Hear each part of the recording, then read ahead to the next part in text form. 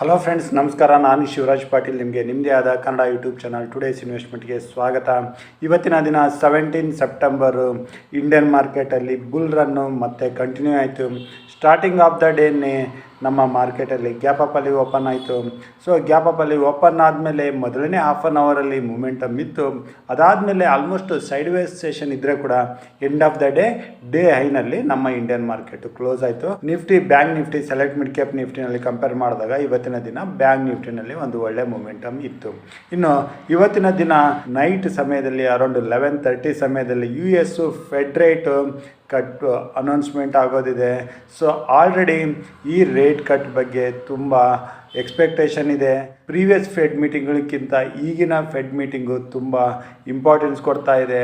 So ಅದು ಏತಕ್ಕೆ ಅಂತ ನೋಡಿ ನಾವು ನಮ್ಮ Indian market 18 September gap Appu ಅಥವಾ ಗ್ಯಾಪ್ ಡೌನ್ ಆದರೆ ಯಾವ ರೀತಿ ನಾವು ಪೊಸಿಷನ್ಸ್ನ ತೊಗೋಬೋದು ಅಂತ ಕೂಡ ನೋಡೋಣ. ಸೊ ನಾನು ಈಗ ಸ್ಕ್ರೀನ್ಗೆ ಹೋಗ್ತಾ ಇದ್ದೀನಿ. ಈಗ ನಾವು US ಫೆಡ್ ರೇಟ್ ಚಾರ್ಟಲ್ಲಿದ್ದೀವಿ.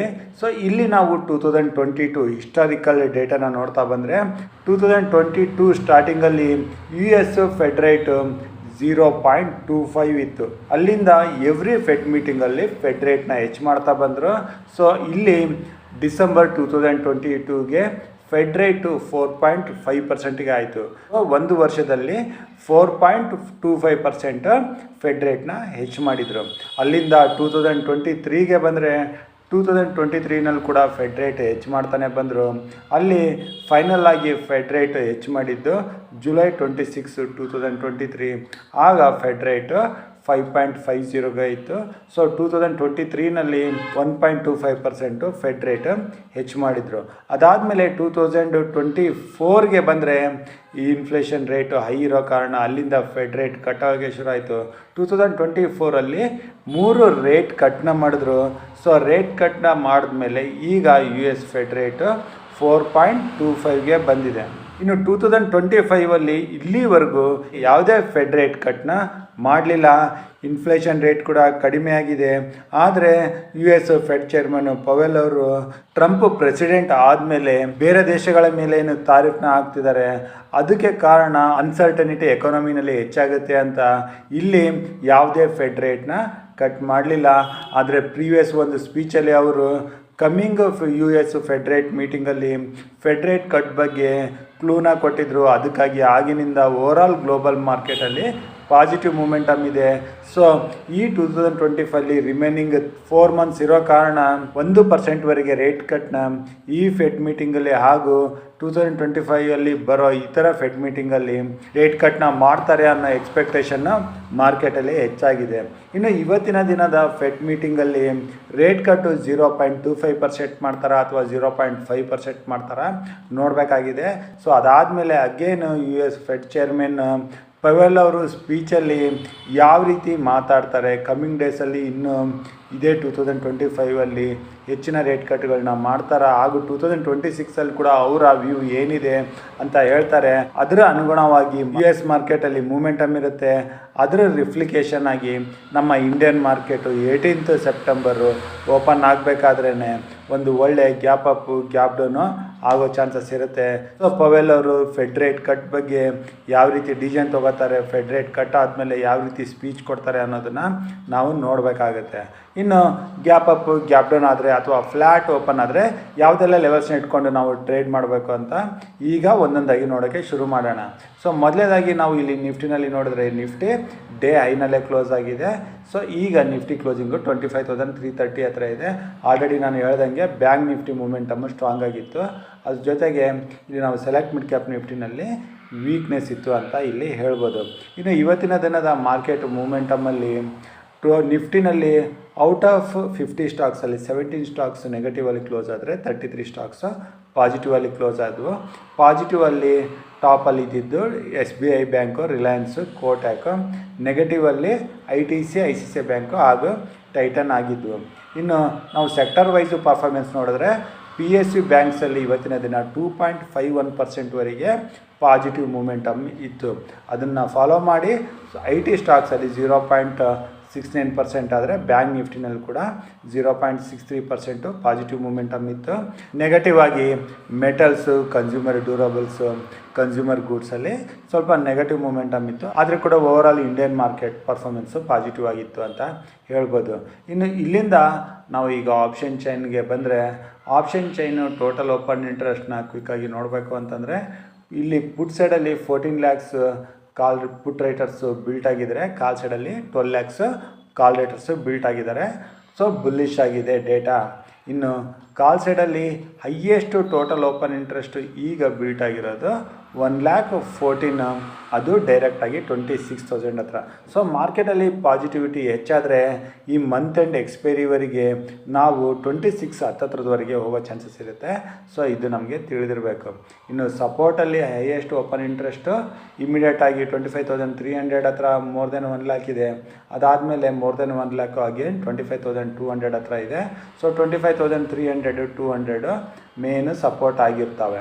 ಸೊ ಇದಲ್ಲದೆ ಬಾರ್ ಚಾರ್ಟಲ್ಲಿ ನಾವು ನಾಳೆ ದಿನಕ್ಕೆ ಪೊಸಿಷನ್ ತೊಗೊಳ್ಳೋದ್ರ ಬಗ್ಗೆ ನೋಡಬೇಕು ಅಂತಂದರೆ, ಇಲ್ಲಿ ನಾವು ಆಲ್ರೆಡಿ ಹೇಳ್ದಂಗೆ 25,300, 200 ಹತ್ರ ಮೇನ್ ಸಪೋರ್ಟ್ ಇದೆ. 25,200 ಕೆಳಗಡೆ ನಿಫ್ಟಿ ಏನಾದರೂ ಗ್ಯಾಪ್ ಡೌನಲ್ಲಿ ಓಪನ್ ಆಗಿ ಅಲ್ಲೇ ಟೈಮ್ ಸ್ಪೆಂಡ್ ಮಾಡ್ತು ಅಂತಂದರೆ ಅಗೇನ್ 25,200 ರೆಸಿಸ್ಟೆನ್ಸ್ ಆಗೋ ಚಾನ್ಸಸ್ ಇರುತ್ತೆ. ಇನ್ನು ನೆಕ್ಸ್ಟ್ ಸಪೋರ್ಟು 25,000 ಆಗಿರುತ್ತೆ. ಮೇಲೆ 25,500 ಇಮಿಡಿಯೇಟಾಗಿ ರೆಸಿಸ್ಟೆನ್ಸ್ ಇದೆ. ಇದ್ರ ಮೇಲೆ ಡೈರೆಕ್ಟಾಗಿ ಗ್ಯಾಪಲ್ಲಿ ಓಪನ್ ಆಗಿ ಟೈಮ್ ಸ್ಪೆಂಡ್ ಮಾಡಿದ್ರೆ ಇನ್ನಷ್ಟು ಅಪ್ ಮೂವ್ ಬರೋ ಚಾನ್ಸಸ್ ಇರುತ್ತೆ. ಮಂತ್ ಎಂಡ್ವರೆಗೆ 26 ಅಂತ ಕೂಡ ನಾನು ಆಲ್ರೆಡಿ ಡಿಸ್ಕಸ್ ಮಾಡಿದ್ದೀನಿ. ಈಗ ನಿಫ್ಟಿನಲ್ಲಿ ನಾವು ಲೆವೆಲ್ಸ್ ಬಗ್ಗೆ ಡಿಸ್ಕಸ್ ಮಾಡಬೇಕು ಅಂತಂದರೆ, ಈಗ 25,300 ಹತ್ರ ನಿಫ್ಟಿ ಇದೆ. ನಾವು ಪ್ರೀವಿಯಸ್ ವಿಡಿಯೋದಲ್ಲಿ ಕೂಡ ಡಿಸ್ಕಸ್ ಮಾಡಿದ್ವಿ. 25,450 ಇಂದ 500 ಇದು ಮೊದಲನೇ ರೆಸಿಸ್ಟೆನ್ಸ್ ಆಗಿರುತ್ತೆ. 25,500 ಮೇಲೆ ನಿಫ್ಟಿ ಓಪನ್ ಆಗಿ ಅದ್ರ ಮೇಲೇ ಟೈಮ್ ಸ್ಪೆಂಡ್ ಮಾಡಿ 10 ಗಂಟೆ ನಂತರ ನೆಕ್ಸ್ಟ್ ಮೂಮೆಂಟಮ್ ಕೊಡೋಕ್ಕೆ ಶುರು ಆದರೆ ಅದು ಎಲ್ಲಿವರೆಗೆ ಹೋಗುತ್ತೆ ಹೇಳೋಕ್ಕಾಗಲ್ಲ. ಸೊ 25,500 ಮೇಲೆ ನಿಫ್ಟಿ ಇದ್ದರೆ ನಾವು ಯಾವುದೇ ಪುಟ್ಟು ಪೊಸಿಷನ್ಸ್ನ ಮಾತ್ರ ಟ್ರೈ ಮಾಡಬಾರ್ದು. ಓನ್ಲಿ ಕಾಲ್ ಪೊಸಿಷನ್ಸ್ನ ಟ್ರೈಲಿಂಗ್ ಸ್ಟಾಪ್ ಲಾಸ್ ಮಾಡ್ತಾ ಹೋಗಬೇಕಾಗತ್ತೆ. ಇನ್ನು ಮೇಲಿಂದ ಏನಾದರೂ ಸ್ಲಿಪ್ಪಾಗಿ 25,500 ಬಿಟ್ಟು 450ನ ಬ್ರೇಕ್ ಆದರೆ ಆಗ ಅಲ್ಲಿ ಸತತವಾದ ಕರೆಕ್ಷನ್ ಬರೋ ಚಾನ್ಸಸ್ ಇರುತ್ತೆ. ಇನ್ನು ಏನಾದರೂ ಅನ್ಎಕ್ಸ್ಪೆಕ್ಟೆಡ್ ಸ್ಪೀಚಿಂದ ಮಾರ್ಕೆಟಲ್ಲಿ ಗ್ಯಾಪ್ ಡೌನ್ ಅಂತ ಆದರೆ 25,300 ಮೊದಲನೇ ಸಪೋರ್ಟು, 25,200 ಸೆಕೆಂಡ್ ಸಪೋರ್ಟ್ ಆಗಿರುತ್ತೆ. ಸೊ 25,200 ಹತ್ರ ನಮಗೆ ಸಿಕ್ಕರೆ ಅಲ್ಲಿ ನಾವು ಹೊಸ ಪೊಸಿಷನ್ಸ್ನ ಕಾಲ್ ಸೈಡಲ್ಲಿ ತೊಗೊಳಕ್ಕೆ ನೋಡ್ಬೋದು. 25,150 ಹತ್ರ ಅದ್ರ ಕೆಳಗಡೆ ಸ್ಟಾಪ್ ಲಾಸ್ನ ಪ್ಲ್ಯಾನ್ ಮಾಡ್ಬೋದು. ಕೆಳಗಡೆಯಿಂದ ಬರೋ ರಿವರ್ಸಲಲ್ಲಿ ಒಳ್ಳೆ ಶಾರ್ಟ್ ಕವರಿಂಗು ಬರೋ ಚಾನ್ಸಸ್ ಇರುತ್ತೆ. ಸೊ ಇದು ನಿಫ್ಟಿ ಆಯಿತು. ಇನ್ನು ಬ್ಯಾಂಕ್ ನಿಫ್ಟಿ ನಾವು ನಿನ್ನೆ ದಿನ ಡಿಸ್ಕಸ್ ಮಾಡ್ದಂಗೆ 50 ಡೇ ಮೂವಿಂಗ್ ಆವ್ರೇಜ್ ಮೇಲೆ ಅಗೇನ್ ಟ್ರೇಡ್ ಮಾಡೋಕ್ಕೆ ಶುರು ಆದರೆ ಇಲ್ಲಿ 1000 ಪಾಯಿಂಟ್ಸ್ವರೆಗೆ ನಾವು ಮೂಮೆಂಟಮ್ಮು ಅದು 56,000ವರೆಗೂ ಎಕ್ಸ್ಪೆಕ್ಟ್ ಮಾಡ್ತಾಯಿದ್ವಿ. ಈಗ ಆಲ್ರೆಡಿ ಬ್ಯಾಂಕ್ ನಿಫ್ಟಿ 55,500 ಹತ್ರ ಬಂದಿದೆ. So US fed rate announcement ಏನಾದರೂ ಪಾಸಿಟಿವ್ ಆಗಿ ಬಂದರೆ 56,000ನ ಬ್ಯಾಂಕ್ ನಿಫ್ಟಿ ಸುಲಭವಾಗಿ ಅಚೀವ್ ಮಾಡುತ್ತೆ. ಇದರ ಹತ್ರ ಬಂದರೆ ಇಲ್ಲಿ ಪ್ರಾಫಿಟ್ ಬುಕ್ ಮಾಡೋದು ಒಳ್ಳೆಯದು. ಅಗೇನು ಏನಾದರೂ ಇಲ್ಲಿ ಅನ್ಎಕ್ಸ್ಪೆಕ್ಟೆಡ್ ನೆಗೆಟಿವ್ ನ್ಯೂಸಿಂದ ಕೆಳಗಡೆ ಬಂದರೆ 54,800ಇಂದ 900 ಇಲ್ಲಿ ಸಪೋರ್ಟ್ ಬರುತ್ತೆ. 10 ಡೇ 20 ಡೇ ಮೂವಿಂಗ್ ಆವ್ರೇಜು ಹಾಗೂ 100 ಡೇ ಮೂವಿಂಗ್ ಆವ್ರೇಜ್ ಕೂಡ ಇದೆ. ಇಲ್ಲಿಂದ ಸಪೋರ್ಟ್ ತೊಗೊಂಡು ಬ್ಯಾಂಕ್ ನಿಫ್ಟಿ ರಿಕವರಿ ಕಾಣೋ ಚಾನ್ಸಸ್ ಇರುತ್ತೆ. ಇನ್ನು ನಾಳೆ ದಿನ ಅದು 18 ಸೆಪ್ಟೆಂಬರು ನಾವು ಸೆಲೆಕ್ಟ್ ಮಿಡ್ ಕ್ಯಾಪ್ ನಿಫ್ಟಿನಲ್ಲಿ ಫೋಕಸ್ ಮಾಡಿಕೊಂಡು ಹೋಗ್ಬೋದು. ಇದು ಏನಾದರೂ 13,200 ಮೇಲೆ ಸಸ್ಟೈನ್ ಆಯಿತು ಅಂತಂದರೆ ನಿಫ್ಟಿ ಬ್ಯಾಂಕ್ ನಿಫ್ಟಿಗೆ ಕಂಪೇರ್ ಮಾಡಿದ್ರೆ ಹೆಚ್ಚಿನ ಮೂಮೆಂಟಮ್ಮು ನಾನು ಸೆಲೆಕ್ಟ್ ಮಿಡ್ ಕ್ಯಾಪ್ ನಿಫ್ಟಿನಲ್ಲಿ ಎಕ್ಸ್ಪೆಕ್ಟ್ ಮಾಡ್ತಾಯಿದ್ದೀನಿ. ಆ ಮೂಮೆಂಟಮ್ನ ನಾವು 13,500ವರೆಗೆ ಅಥವಾ 600 ಕೂಡ ಬರೋ ಚಾನ್ಸಸ್ ಇರುತ್ತೆ 1 or 2 ಡೇಸಲ್ಲಿ. ಸೊ ಸೆಲೆಕ್ಟ್ ಮಿಡ್ ಕ್ಯಾಪ್ ನಿಫ್ಟಿನಲ್ಲಿ ಕೂಡ ನಾವು ಲಾಂಗ್ ಪೊಸಿಷನ್ ತೊಗೊಳ್ಳೋದ್ರ ಬಗ್ಗೆ ಯೋಚನೆ ಮಾಡ್ಬೋದು. ಅದೇ ರೀತಿ ಗ್ಯಾಪ್ ಡೌನ್ ಅಂತ ಬಂದರೆ 13,000 ಹತ್ರ ಸೈಕಲಾಜಿಕಲ್ ಸಪೋರ್ಟ್ ಇರುತ್ತೆ ಹಾಗೂ 10 ಡೇ ಮೂವಿಂಗ್ ಆವ್ರೇಜ್ ಕೂಡ ಇರುತ್ತೆ. ಇಲ್ಲಿ ಸಪೋರ್ಟ್ ತೊಗೊಂಡು ರಿಕವರಿ ಕಾಣ್ತಾಯಿದ್ರೆ ಅಲ್ಲಿ ನಾವು ಲಾಂಗ್ ಸೈಡಲ್ಲಿ ಪೊಸಿಷನ್ ತೊಗೊಳ್ಳೋಕ್ಕೆ ಕೂಡ ನೋಡ್ಬೋದು. ಸೊ ಈ ರೀತಿ ನಾವು Nifty, bank Nifty, select mid cap ನಿಫ್ಟಿನಲ್ಲಿ 18 ಸೆಪ್ಟೆಂಬರು US ಫೆಡ್ ರೇಟ್ ಬಂದ ಮೇಲೆ ಪೊಸಿಷನ್ ತೊಗೊಳ್ಳೋಕ್ಕೆ ನೋಡ್ಬೋದು. ಇನ್ನು ಸೆನ್ಸೆಕ್ಸ್ ಎಕ್ಸ್ಪೈರಿ ಇರೋ ಕಾರಣ ಸೆನ್ಸೆಕ್ಸಲ್ಲಿ ಕೂಡ ನಾವು ಏನಾದರೂ ಇದು ಡಿಪ್ ಅಂತ ಬಂದರೆ ಕೆಳಗಡೆ 81,300ಇಂದ 500 ಈ ಲೆವೆಲಲ್ಲಿ ಸಪೋರ್ಟ್ ತೊಗೊಂಡು ರಿಕವರಿ ಕಾಣ್ತಾ ಇದ್ದರೆ ಇಲ್ಲಿ ಲಾಂಗ್ ಸೈಡಲ್ಲಿ ಪೊಸಿಷನ್ ತೊಗೊಳಕ್ಕೆ ನೋಡ್ಬೋದು.